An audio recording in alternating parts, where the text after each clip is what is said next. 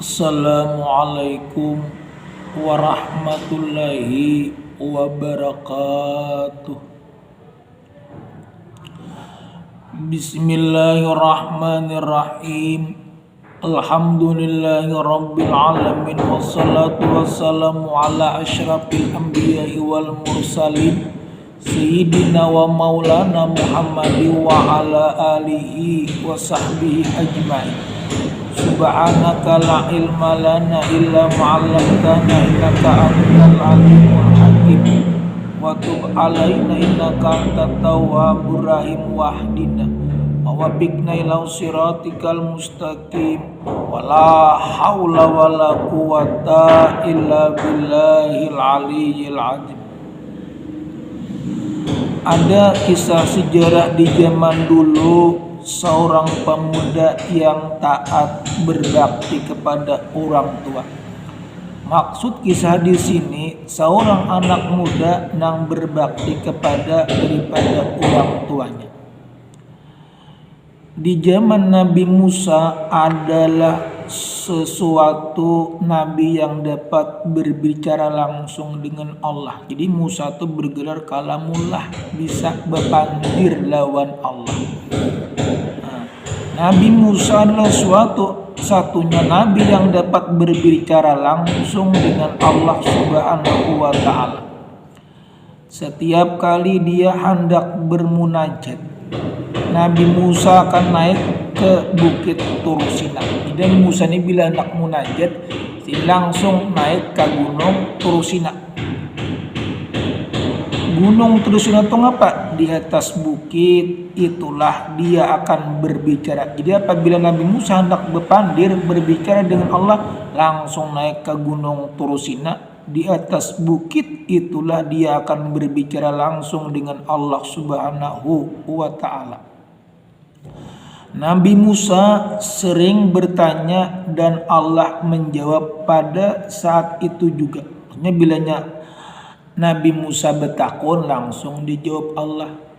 Ngapa jeneng Nabi Musa ditakunakan, langsung dijawab oleh Allah.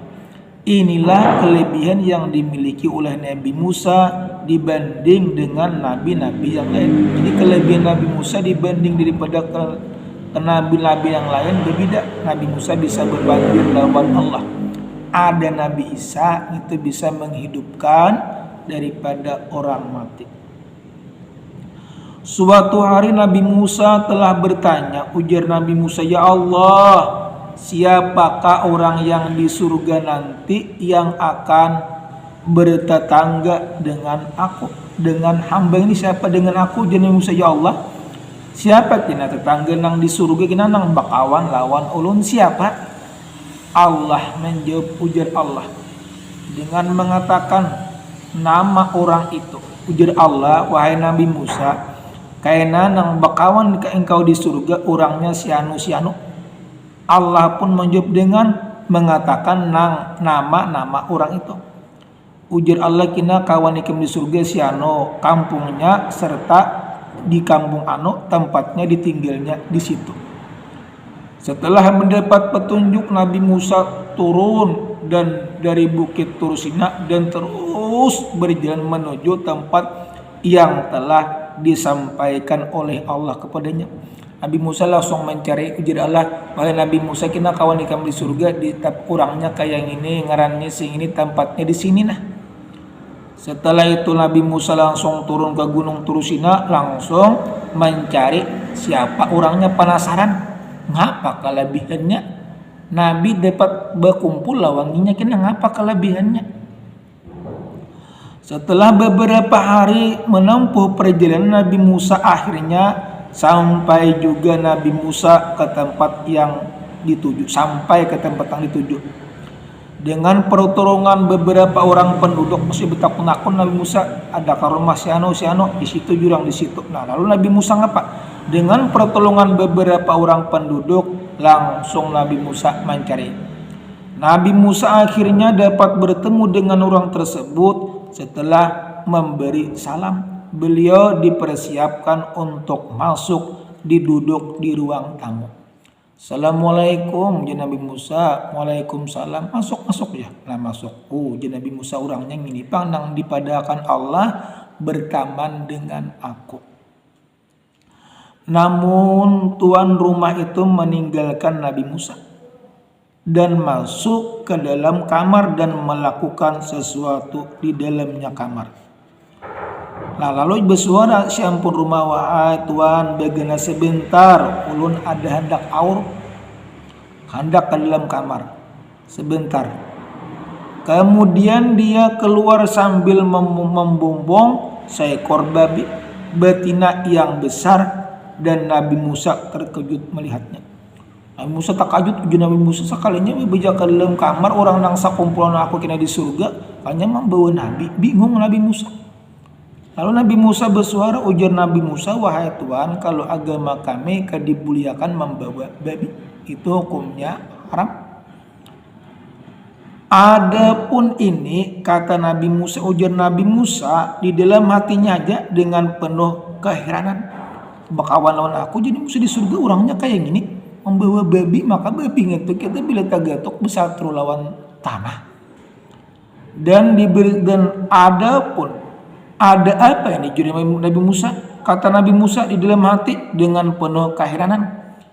Babi itu dibersihkan oleh anak muda tadi, dimandikan dengan baik, diberisinya oleh anak muda tadi.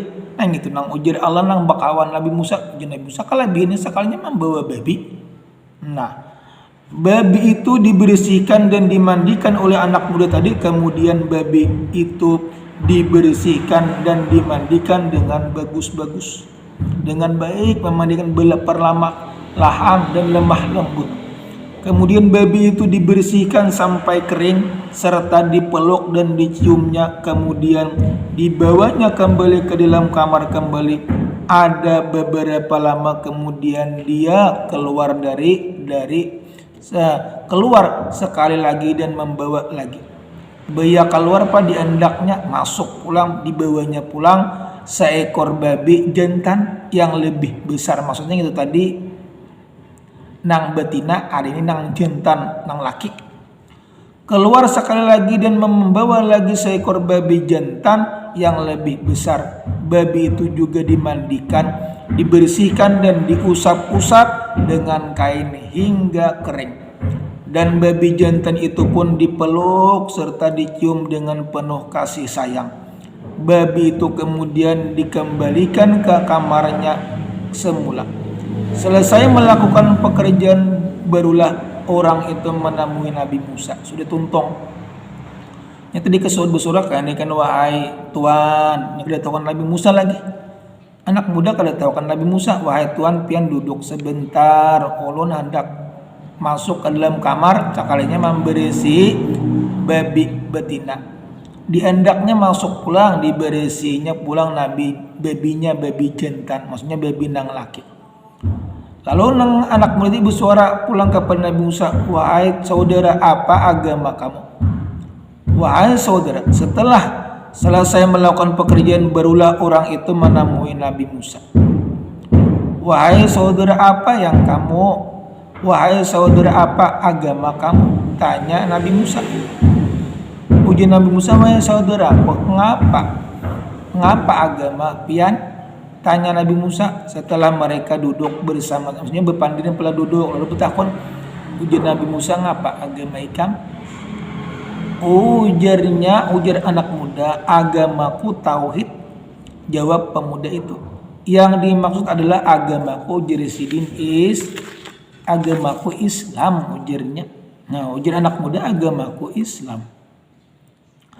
Lalu ujar Nabi Musa, mengapa kamu memelihara dan merawat babi? Agama tidak boleh melakukan hal itu, kata Nabi Musa. Ujar Nabi Musa, kenapa merawat babi? Amun agama Islam, agama kita kada boleh merawat daripada babi. Lalu ujar anak muda, maaf saudara, ulun minta maaf lah. Kata pemuda, ujar pemuda, ulun wahai Tuhan, ulun minta maaf. Sebenarnya kedua ekor babi itu adalah ibu dan ayah ulun. Ibu dan ayah ulun nang kandung, maksudnya ibu ulun lawan ayah ulun. Oleh karena mereka lebih melakukan suatu dosa, maksudnya pulang kebanyakan dosa dijadikan Allah jadi babi, abahnya jadi babi, mamanya pun babi, cuma anaknya yang taat kepada dua orang tuanya. Jadi oleh karena itu mereka telah melakukan sesuatu dosa yang besar. Allah telah menukarkan bentuk mereka menjadi seekor babi yang bodoh menjijikan. Persoalan dosa mereka terhadap Allah ulun kada tahu. Masalahnya dosa Allah ulun kada tahu, yang penting ulun berbakti kepada dua orang tua. Babi yang bodoh dan menjijikan. Persoalan dosa mereka terhadap Allah itu urusan mereka dengan Allah. Aku sebagai anaknya tetap melaksanakan kewajiban sebagai anak-anak. Setiap hari aku berbakti kepada kedua orang tua. Sebagaimana saudara lihat tadi, walaupun rupa mereka sudah menjadi seekor babi, melaksanakan kewajibanku merawat mereka. Sambung daripada pemuda aku, walaupun nyesin jadi babi tetap aku kewajiban merawat mereka. Setiap hari aku berdoa kepada Allah, ujar anak muda, agar mereka diampuni dosa-dosanya. Aku memohon kepada Allah, aku memohon supaya Allah mengembalikan wajah mereka menjadi manusia seperti semula. Tetapi rupanya kehendak Allah masih belum mengabulkan permohonan kami. Tambah pemuda lagi, ujar pemuda, aku saben hari menduakan sekira abah mama kunang jadi babi menjadi manusia biasa. Namun Allah belum mengabulkan lagi permintaan ulun, ujar si pemuda. Maka seketika itu juga Allah menurunkan wahyu kepada Nabi Musa. Ujar Allah, wahai Musa, inilah orang-orang yang akan bertetangga dengan kamu di surga nanti. Itu merupakan hasil pengabdiannya yang sangat tinggi kepada kedua orang tuanya. Meskipun ibu dan bapaknya yang sudah berubah bentuk menjadi seekor babi, abah mamanya tuh berubah menjadi seekor babi, lamun inya taat tetap kepada dua orang tuanya. Dia masih juga berbakti kepada orang tuanya. Oleh sebab itu kami, ujar Allah, naikkan makamnya sebagai anak soleh di sisi daripada kami. Oleh karena itu, ujar Allah, oleh karena dia telah berada di makam anak yang soleh di sisi kami, maka kami kabulkan doanya. Tempat kedua orang tuanya yang seharusnya di dalam neraka telah kami pindahkan ke dalam surga. Berkat doanya, makanya doa ini mustajab, doa senjata bagi orang beriman. Ud'uni astajib lakum, berdoalah kamu niscaya aku kabulkan. Jadi doa anak muda tadi, walaupun abahnya jadi babi, mamanya jadi babi, berkat anak berdoa ngapa dikabulkan nang jadi masuk neraka menjadikan surga. Itulah berkat anak nang soleh. Jadi bagus bila anak-anak kita tuh jadi orang nang beriman, soleh, pak ibadah. Doa anak yang soleh dapat menebus dosa kedua orang tuanya yang akan masuk ke dalam neraka. Pindah ke surga, nang ke neraka bisa jadi surga berkat daripada doa anaknya. Namun dengan syarat dia berbakti kepada ibu dan bapaknya, meskipun bentuk dan rupa ayah dan ibunya berubah menjadi seekor babi. Mudah-mudahan kedua orang tuanya kita mendapatkan tempat layak di kelak, di akhirat kelak. Kalau bagaimana buruk perangai kedua orang tua kita, maksudnya orang tua kita tuh buruk perangai kayak apa aja, tetap kita taat kepadanya. Karena mana itu abah kita, mama kita. Wajib berbakti kepada dua orang tua. Pernah sejarah di zaman Nabi, ya Rasulullah, siapa nang ulun muliakan di dunia ini? Ummuka. Kemudian siapa lagi ya Rasulullah? Ummuka. Kemudian siapa lagi ya Rasulullah? Ummuka. Kemudian siapa lagi ya wahai Rasulullah, ujar anak muda? Abuka, ibu, ibu baru bapak. Jadi muliakan ibu dulu walau baru daripada bapak. Walaupun bagaimanapun perangai kedua orang tua kita bukan urusan kita. Urusan kita adalah merawat dan menjaga mereka dengan penuh kasih sayang sebagaimana mereka menjaga kita sewaktu kecil hingga dewasa. Meskipun beberapa banyak dosa-dosa yang mereka lakukan itu juga bukan urusan kita. Urusan kita ialah memintakan ampun kepada Allah Subhanahu wa taala agar mereka diampuni Allah Subhanahu wa taala. Amin ya rabbal alamin. Doa anak yang saleh akan membantu kedua orang tuanya mendapatkan yang bagus di akhirat kelak. Inilah yang dinanti-nantikan oleh para orang tua di alam daripada kubur. Jadi nang dinanti-nantikan orang tua nang di dalam kubur, hadiah-hadiah daripada anaknya. Arti berbakti dan sayang kepada dua orang tua seorang anak kepada ibu dan ayahnya bukan melalui harta benda, tetapi sayang seseorang anak pada kedua orang tuanya ialah dengan doanya supaya kedua orang tuanya mendapatkan tempat yang layak, yang bagus di sisi Allah.